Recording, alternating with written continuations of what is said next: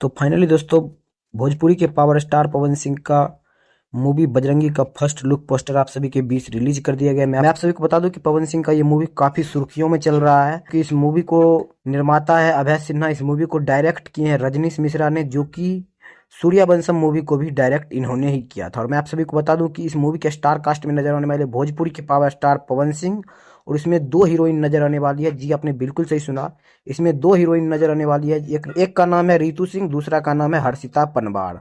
और मैं आप सभी को बता दूं कि मूवी बहुत ही खतरनाक होने वाली है, जो कि आप लोगों को काफी ज्यादा पसंद आने वाले हैं।